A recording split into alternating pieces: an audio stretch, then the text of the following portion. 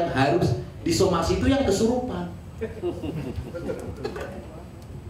Karena itu yang kesurupan harus disomasi sebenarnya. Nah, tetapi kalau minta maaf karena menayangkan ini, ya tanya aja yang saya kan hanya merekam karena Dede. Lebih baik saya minta maaf kepada narapidana dan keluarganya.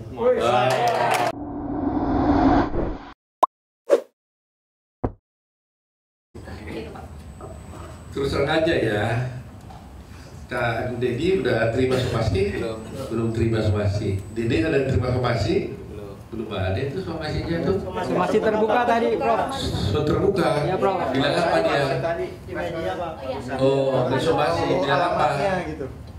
Karena tidak tahu alamatnya. Jadi somasi terbuka. Cuma terbuka untuk bilang apa somasinya? Apa ya? Terkait Untuk apa minta itu, maaf, Prof. hoax gitu loh. Oh, bahwa yang dikatakannya itu nggak benar? Iya. Bagaimana? Dia udah ngomong sendiri kok nggak benar gimana? Dan bersedia masuk Anggapannya Kan dia menceritakan apa yang dia alaminya, dilihatnya sendiri, diketahui sendiri. Bagaimana bisa dikatakan hoax? Iya kan? Dia mengatakan saya memberikan keterangan yang tidak benar atas arahan dari siapa? Pak Rudiana dan AE, ya kan?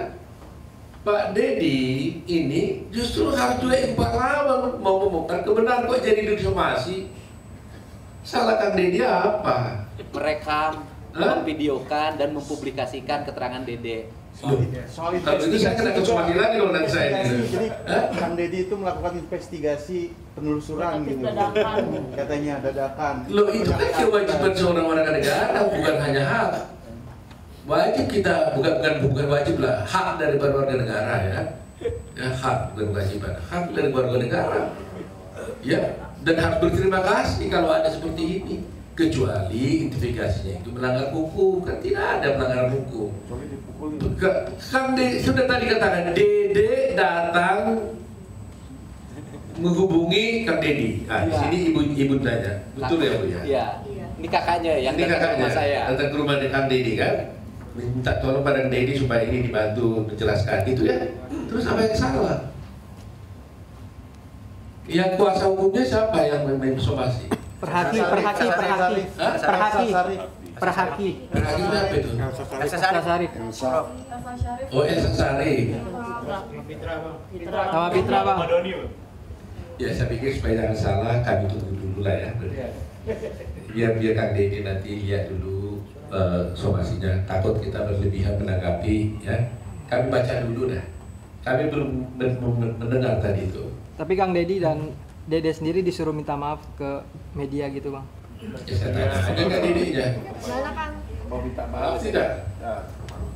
Yang pertama ini saya ceritakan kronologis ya.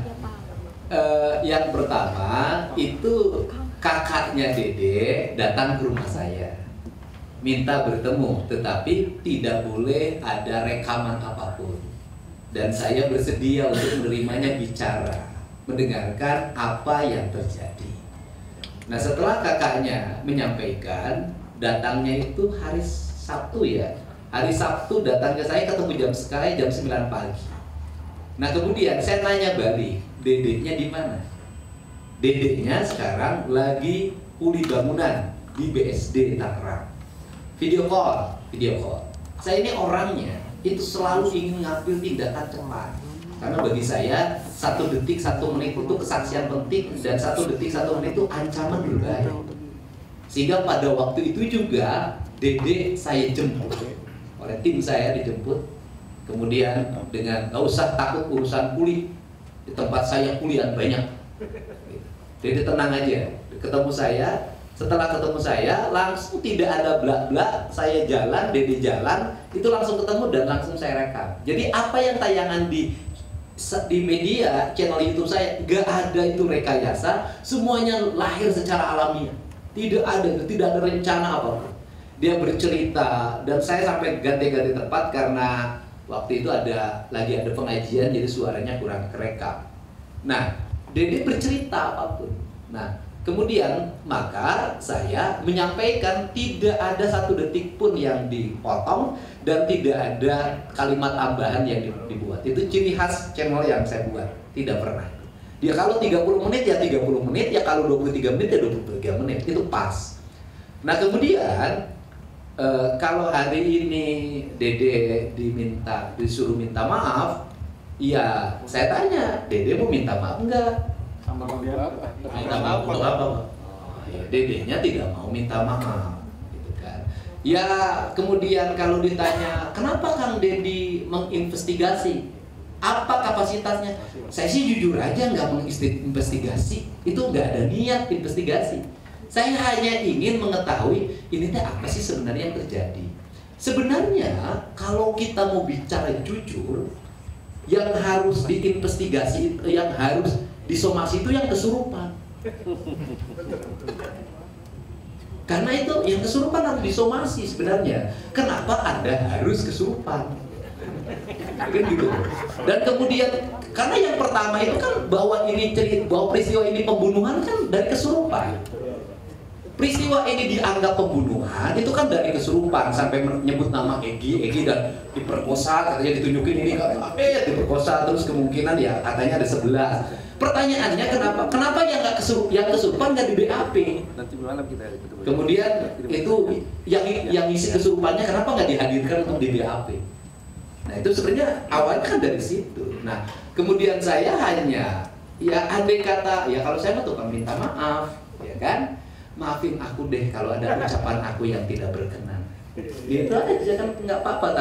Takut ada ucapan saya yang dianggap kasar, ucapan saya yang dianggap tidak berkenan gitu loh.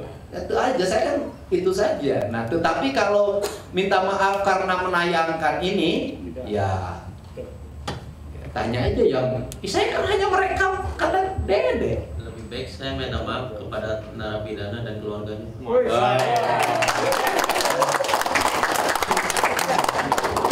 Ya, silakan. Aduh, saya nggak bisa jawab. Dia tidak kenal siapa yang narapidana ini. Dia nggak pernah bertemu, dia nggak pernah kenal, dia nggak tahu namanya. Tapi dia bisa bercerita dengan orang itu aja saya kira kalimat pentingnya lah. Ya. Jadi sudah kita dengar tadi, saya kira kita nggak usah panjang lagi. Lebih bagus Dede katanya minta maaf kepada 7 terpidana daripada Ke Fitra dan Elsa dan Pak Rudiana dan Air. Fitra, Elsa, dan Rudiana dan Air itu.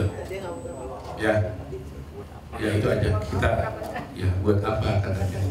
Jadi saya kira mari kita dukunglah kebenaran kita ini ya kepada semua pihak.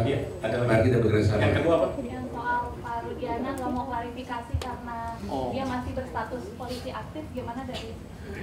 Ya kalau dia merasa nggak mau klarifikasi ya hak dia lah. Ya kalau dia nggak mau klarifikasi kita nggak bisa paksa, ya kan? Ya kan? Yang pasti kami tetap proses hukumnya kan berjalan, ya kan? Jadi kita sekarang di besok gelar perkara kita akan sampaikan. Saya yakin dan percayalah pihak kepolisian juga sudah memahami masalah ini. Ya, tinggal cari waktu yang tepat dan jalan yang tepat untuk bisa menyelesaikan perkara ini. Tetapi mata seluruh Indonesia, rakyat Indonesia, hatinya nggak bisa dibohongi. Iya. Nggak bisa ditipu, ya. Sudahlah. Ya. Sudah cukup lah, cukup. Ya, cukup. Jangan bikin lelah Indonesia. Iya, jangan bikin lelah Indonesia. Sudah cukup lah, ya. Ya terlalu dramanya jangan terlalu panjang. Ya. Tadi sudah katakan, jangan sampai kebohongan itu bercerita tentang kebohongan itu sendiri. Ya, jadi saya kira itu cukup lah. Jadi kalau saya kira tidak ada lagi yang bisa saya sampaikan. Ada lagi pertanyaan? Ya. Kau yang mengakhiri, kau yang menyalahkan, kau yang harus membayar. Ya, cukup ya, semuanya. Ada lagi ya? Bang Dedi sudah bertemu ayahnya. Bujuk bapaknya. Ya, mudah-mudahan Aib datang. Nggak apa-apa Aib. Jangan korbankan anak manusia. Tegakkan hukum. Dedi ada contohnya sini. Toh tidak ada apa-apa. Ya, datanglah Aib. Ceritakan yang sebenarnya. Dan kepada Pak Rudiana, kami juga minta waktu dan tiba untuk juga katakan yang sebenarnya. Katakanlah yang sebenarnya. Belum terlambat. Itu harapan kami. Jadi mudah-mudahan besok jam berapa kita? 11. Jam 11. Jadi aneh kan? Kami laporkan AF, kami laporkan Dede, Harus didampingi. Dede datang, malah datang, dan besok gelar perkara. Nah bagaimana mau gelar perkara? Ya besok terpaksa kita bawa dari Dede ini ya. Bersedia nggak Dede besok ke Mabes Polri? Siap. Bawa langsung tangannya. Ya. Kita laporkan dia nggak perlu dipanggil, langsung datang sendiri nih sekarang. Ya, jadi kita lihat besok bagaimana babak berikutnya. Mudah-mudahan semua pihak ini terbuka, jangan lagi ada yang mencoba menghalang-halangi. Ya, kalau selama ini berdebat bebas, ada yang bela A, ada bela B, sekarang sudah terbuka. Jangan lagi lah. Jangan ada dusta di antara kita. Baru seminggu yang lalu saya berkata di satu media tentang apa kata-kata seorang penjaga Kira Gibran. Dan hari ini mulai terbukti. Saya katakan begini, kebohongan kecil hanya bisa ditutupi dengan kebohongan yang besar. Kebohongan besar hanya bisa juga ditutupi dengan kebohongan yang lebih besar lagi. Sampai akhirnya kebohongan itu bercerita tentang kebohongan itu sendiri. Dan akhirnya tiba sekarang memang kebohongan itu sendirilah yang bercerita tentang kebohongan itu, karena Dede sudah datang mengaku bersalah. Terima kasih teman-teman. Kanan. Pak, HP 123. Lu berdiri kepotong kayak ini. Aman, Bang. Thank you, Dek. 1, 2, 3 ya. 3. Senyum 3 jari. Senyum, Dek. Biar kelihatan manisnya. Senyum 3 jari. Jadi enggak kepotong. Kita. Iya.